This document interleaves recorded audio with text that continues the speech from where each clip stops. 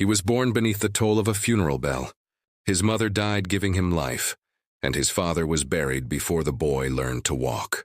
By 10, he knew the sound of shovels in hard dirt better than lullabies. By 12, he had no one left. The graveyard raised him, each wooden cross a marker not just of death but of the silence that followed it. They called him Silas Crow, a name whispered low, more curse than blessing. He carried himself like a shadow, lean, hard-eyed, and older than his years. He grew up stealing bread and water, dodging the boots of men who had no pity for strays. The only thing that kept him alive was grit, and a pistol too heavy for his hand until the day it wasn't. The first man he shot had laughed at him, a drunken rancher, pistol half-drawn, sneer curling wide. But Silas didn't miss. He never did after that. The town saw him as a ghost, a boy carved from hunger and hate. Every stare he carried like a weight, every whisper feeding the fire inside him. By the time he was grown, the fire had shaped him into something fierce, something the desert seemed to claim as its own. He wore no badge, carried no flag, but folks learned not to cross the line where Silas Crow stood. And yet, for all the graves he left behind, the one truth gnawed at him each night. The gang that killed his kin still lived. The Red Jackals, men who carved their names into blood and dust, leaving Silas with nothing but rage. Every mile he rode, he carried their memory. Every sunrise was another chance to track them. And every time he closed his eyes, he swore the same vow, that before he lay in the dirt himself, the jackals would be buried first. It was a vow that would drag him through blood, betrayal, and fire. And it would begin the night a woman's song rose from behind the broken keys of a saloon piano. The first shot came on a Sunday morning. The town was quiet, the church bell ringing slow when the Red Jackals rode in like a storm. Dust boiled behind their horses, gunfire cracking through the silence. Silas was just a boy, hidden behind a water trough, his breath caught in his chest. He watched as the gang set torches to roofs, their laughter louder than the flames. The jackals weren't just killers, they were butchers. They dragged his father into the street, a noose already tied. Folks begged, but no one moved. The leader, a man with a scar down his jaw and eyes colder than stone, grinned wide as he kicked the stool. The snap of rope was louder than the bell. Silas never forgot the sound, never forgot the way his father's boots twitched in the air, the way the dust swallowed his last breath. His mother had been gone for years, but that day the jackals took what little he had left. They didn't even look back. They just laughed and rode on, leaving the town burning in their wake. Afterward, the people buried what they could. But the boy didn't grieve with them. He dug the grave alone, his hands raw, his throat dry. And when the cross stood over the fresh mound, he swore the vow out loud for the first time. The wind carried his words, thin but sharp. One day, the jackals would pay. Years turned him from boy to hunter. He tracked their trail through border towns and desert camps, through whispers in saloons and names scrawled in blood. Each time he found them, he carved another tally into the grip of his pistol. One by one, the jackals fell, but the gang was many, and each death only brought the others closer. Silas carried the war like a wound that never healed, his name spoken in the same breath as theirs. Folks began to fear him as much as the men he hunted. Some said he was cursed, that the graves he left behind would one day rise to claim him. And maybe they were right. For every jackal he buried, the rage inside him only grew heavier. He was no longer chasing vengeance. He was chasing the end of himself. It was on the edge of that breaking point when his gun hand shook not from fear, but from too much blood, that he heard her voice. A woman singing in a saloon, her song drifting soft over broken piano keys. A song that would turn his path from vengeance into something far more dangerous. The saloon smelled of whiskey and sweat, smoke curling thick beneath the low rafters. Cards slapped against wood, coins clinked, voices rose in drunken waves. Silas Crow pushed through the doors, his boots heavy with trail dust, his eyes colder than the bottle he wanted. He wasn't looking for trouble that night. Trouble had a way of finding him anyway. Then he heard it. A woman's voice, low and aching, drifting from the far corner where a battered piano sat. The keys were yellowed, some broken, some silent, but her song smoothed over the cracks. It was a hymn twisted into something raw, a melody soaked in sorrow.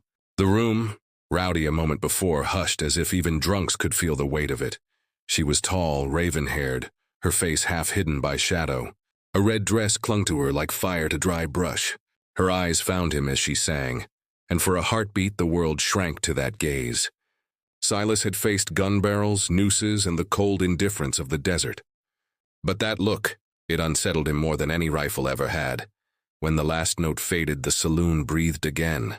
Men clapped, others whistled, but she didn't smile. She slid from the piano bench and walked straight to the bar, straight past the crowd, straight to him. "You're Silas Crow," she said, her voice sharp as a blade wrapped in silk.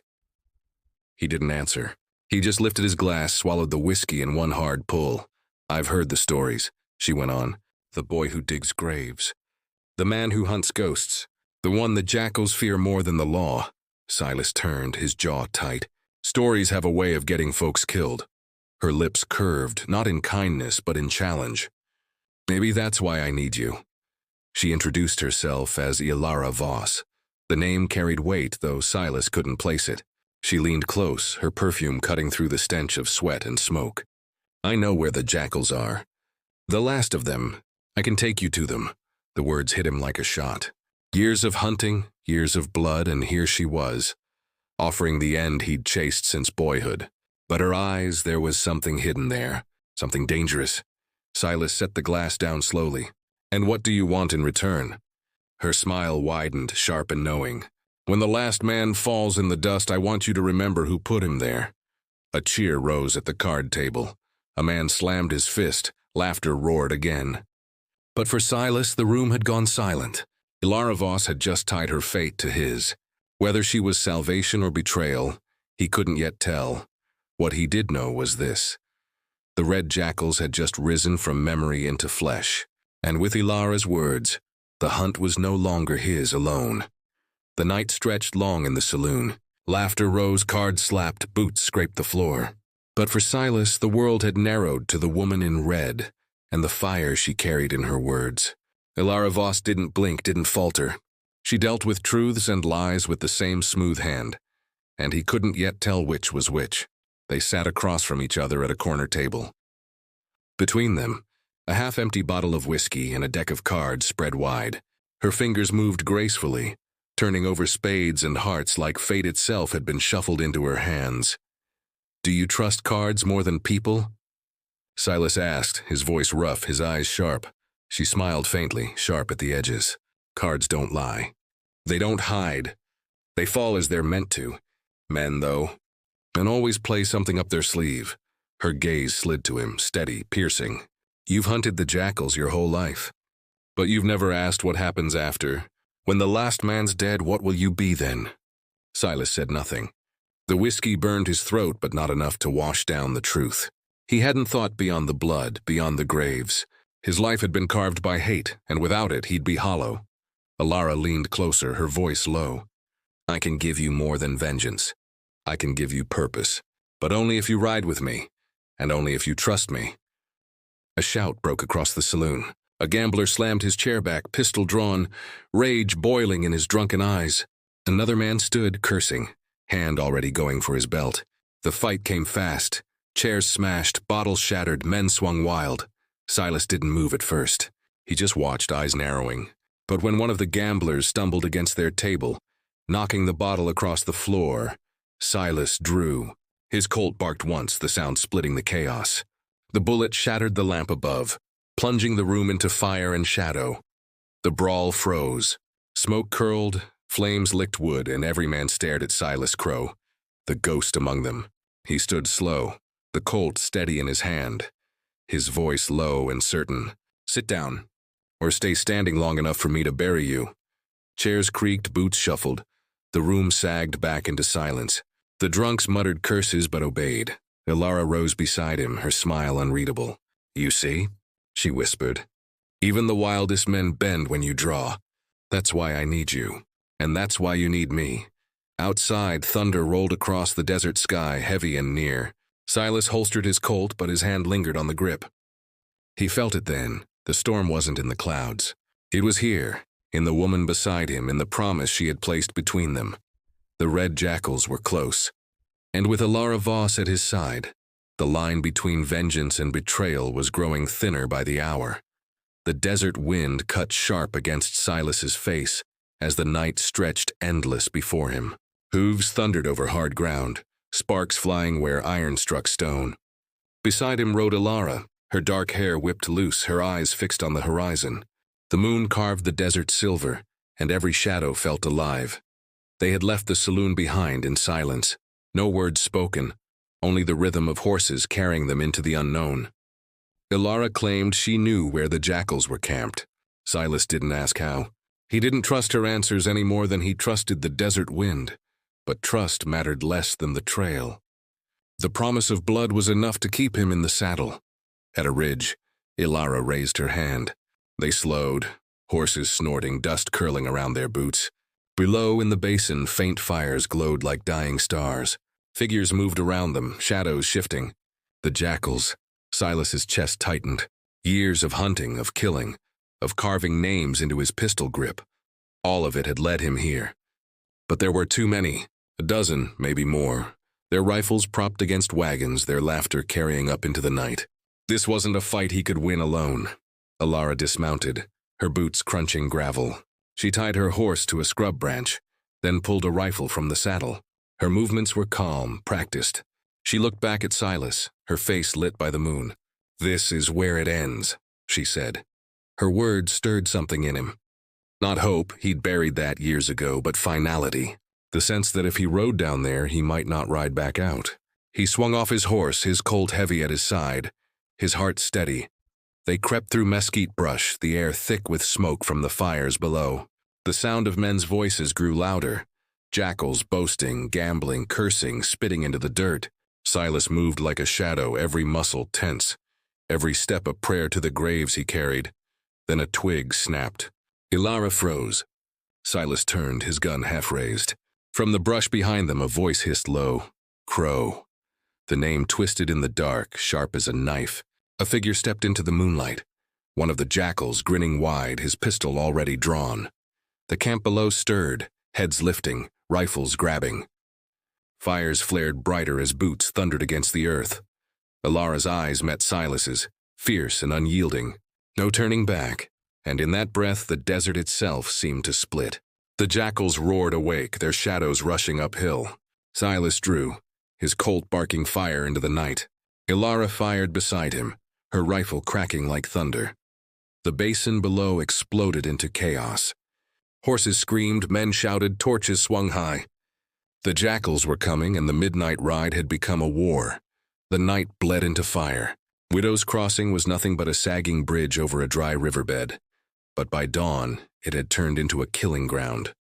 Silas Crow stood at the far end, Colt smoking in his hand, the air thick with dust and lead.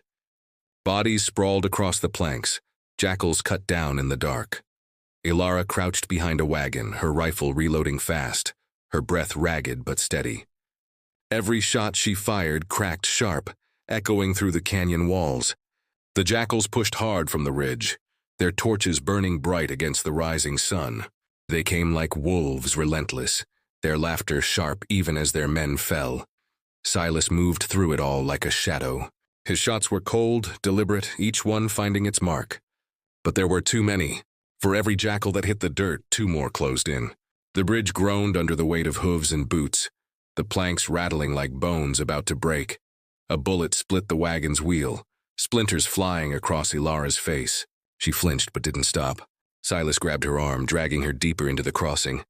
"They'll cut us off," he shouted. From the ridge above, a horn blew.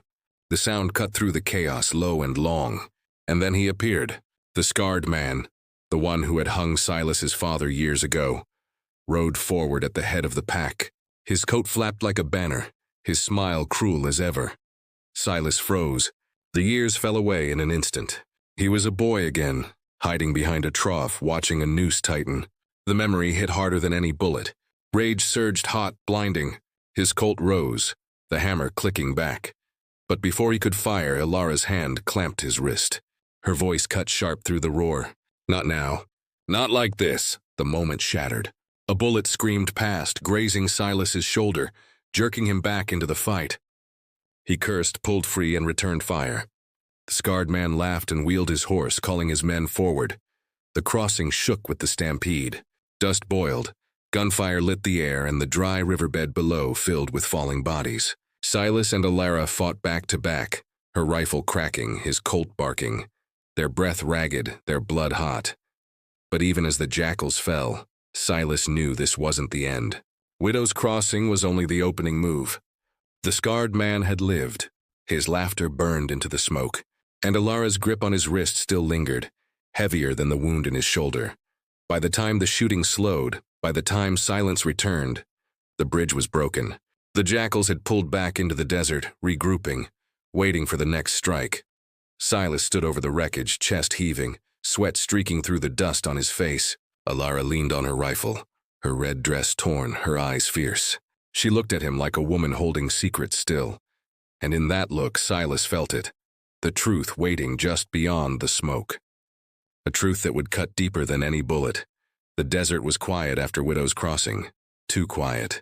The jackals had pulled back, leaving only the stink of smoke and blood. Silas rode with Alara through the ash fields, his shoulder burning where lead had grazed him. The silence between them pressed heavier than the wound. By nightfall, they camped among blackened mesquite, the ground scarred by old fires. Silas sat with his back to a stone, sharpening his knife, his eyes fixed on Alara across the flames. She stared into the fire, her face drawn, her dress torn, her hands still steady. She hadn't spoken since the fight. Finally, Silas broke the silence. "Back there, you stopped me." Her eyes lifted slowly, calm but sharp. "You'd have died trying to kill him. And I need you alive." The words stung sharper than the wound. "Need me, not want. Not trust. Just needed." She didn't flinch. "You think this is about want? You think vengeance cares about trust? I brought you here because you're the only man alive who can finish this." Silas's jaw clenched. The firelight showed something in her eyes he hadn't seen before. Not just fury. Guilt. "Tell me the truth," he said, his voice low, dangerous. "How do you know so much about the jackals? How do you know where they sleep, where they ride, where they bleed?" The silence stretched. Then she exhaled, slow and heavy, and the words came like knives. "Because I rode with them once." The fire cracked loud. Silas felt the air leave his chest. His hand tightened on the knife. Alara's voice stayed calm, though her eyes flickered with something softer. "I was young. I thought Caleb Raven would give me a place in this world. He gave me nothing but chains. I broke free, but the blood I spilled still follows me." Silas stared at her, the firelight dancing on the blade in his hand. Every instinct screamed to end it now, to cut the betrayal from his path. But her face held steady, her gaze unflinching. "You lied," he growled. "I survived," she answered. "Same as you." The night held its breath. The desert seemed to lean in, waiting for his choice. He could bury his knife in her heart and ride on alone, or he could keep her at his side, knowing the truth, that she was as stained as the men they hunted. Before he could speak, a shot cracked through the dark. Sparks leapt from the fire as a bullet slammed into the stone at his back. Shouts rose beyond the ridge, torches flaring in the night. The jackals had found them. Silas cursed, shoving his knife into its sheath, drawing his colt. Alara grabbed her rifle, her voice hard. "Decide later. Fight now." The desert erupted in gunfire, the ash fields burning alive, and Silas knew her betrayal cut deeper than lead, but it wasn't finished cutting yet. The night turned savage. Torches swayed on the ridges, shadows darting through the mesquite. Gunfire cracked, bullets sparking against stone, dust choking the air. Silas Crow fired steady, cold, every shot dropping a jackal that pressed too close. Beside him, Alara's rifle spat flame, her eyes burning like the fire that had scarred these fields years ago. But the jackals were many, and the ash fields offered no cover. Charred trunks stood like skeletons, brittle and hollow. Each shot echoed too loud, giving away their place. Each breath tasted of soot and fear. The hunters had become the hunted. Silas grabbed Alara's arm, dragging her low as bullets screamed overhead. "Move," he snarled. They broke from the ridge, sprinting through the blackened earth, boots sinking in soft ash. Torches flared behind them, shouts rising, the gang spreading wide to cut them off. The desert floor fell away into a gully, steep and jagged. Silas slid down, gravel slicing his palms, his shoulders screaming with pain. Ilara tumbled after, clutching her rifle, blood streaking her cheek where a branch had cut deep. They crouched in the hollow, breath ragged. Above, the riders circled, torches glowing against the night sky like a crown of fire. Raven's voice boomed, cruel and steady. "Crow, you've chased me long enough. Tonight you join the graves you dug." Silas's jaw locked tight. The voice was the same he'd heard as a boy, the voice that ordered the rope pulled tight around his father's neck. The memory twisted hot in his chest, but his hand stayed steady on the Colt. Ilara pressed close, her voice a whisper against the chaos. "We can't fight them all." "Not here." He glared at her, fury cutting through the smoke. "You knew they'd track us. You led us straight into it." Her face flickered, a shadow of guilt crossing her eyes. "Maybe I did, but I'm still here, fighting, bleeding, same as you." The torches spread wider, the circle closing. Hooves thundered, dirt rained down from the ridge. Silas scanned the gully, searching for escape. The ground sloped into a narrow crack between the rocks, barely wide enough for one man to squeeze through. Gambler's chance, but the only one left. He grabbed Ilara's wrist, pulling her toward it. Bullets rained from above, sparks lighting the stone. She stumbled but followed, their bodies scraping raw as they forced through the tight stone throat. Behind them, Raven's men roared, firing blind into the crack. At last, they burst out onto open ground. The desert stretched before them, pale under the moon, endless and cruel. Their horses were gone. Their strength was fading, but their hearts still beat, and their guns still held fire. Silas turned, his chest heaving, his Colt raised toward the black slit they had crawled through. Shadows swarmed within, torches glowing brighter, closer. The hunt was not over. It had only begun. And with every step through the ash fields, Silas knew this night would end in one of two ways. With the jackals buried, or with him. The desert bled into dawn, the sky painted red as the earth beneath it. Silas Crow stood on the ridge, his body raw with cuts and smoke, his Colt nearly empty. Below, the last of the jackals gathered, their torches guttering in the pale light. Only a handful left now, the gang whittled down by his fury and Ilara's fire. They came in one last charge, hooves hammering the earth, rifles cracking through the morning air. Silas moved with grim precision, every shot a prayer, every pull of the trigger carving his vow deeper into the dust. Ilara fought beside him, her rifle empty now, swinging it like a club when men drew too close. The battle ended in silence. The final jackal fell face first into the dirt, blood soaking the ground, his pistol slipping from lifeless fingers. The field lay still, smoke rising, carrion birds circling above. Silas stood in the hush, chest heaving, sweat streaking his face. His Colt was empty, his strength nearly gone. But it was done. The red jackals were finished. The vow he'd carried since boyhood had been carved into the earth with their blood. Ilara staggered toward him, her face pale, her red dress torn and burned. She stopped close, so close he could feel the heat of her breath. Her eyes held his fierce, desperate, unreadable. And then, without a word, she kissed him. Her lips were on fire, bitter, fierce, filled with the taste of blood and smoke. It wasn't love. It was war, distilled into one desperate act, a hunger born of death and survival. Her kiss carried fury, sorrow, and betrayal all at once. Silas didn't pull away. For a heartbeat, he let it consume him, let the fire burn through the hollow in his chest. Then she broke from him, her hand pressed to his cheek, her whisper trembling. "You've got your vengeance, Silas. But vengeance doesn't keep a man alive." Before he could answer, movement stirred at the edge of the ridge. The scarred man, the one who had hung his father, dragged himself from the dirt, blood pouring from his side, shotgun trembling in his grip. His eyes locked on Silas, burning with spite. Ilara saw him first. She shoved Silas aside as the shotgun roared. The blast tore through her chest, dropping her hard into the dust. Silas turned, fury exploding, his Colt empty. He snatched the fallen pistol from the ground and fired once. The scarred man crumpled, his body rolling lifeless down the ridge. The silence after was sharper than the gunfire. Silas dropped to his knees beside Ilara, her blood soaking the earth, her breath shallow. She reached up, fingers brushing his face, her voice a whisper breaking apart. "I told you. You needed me." Her hand slipped, falling limp, her eyes glazed, staring past him into the endless sky. Silas sat frozen, the dawn blazing around him, the desert swallowing the sound of her last breath. The vow was finished.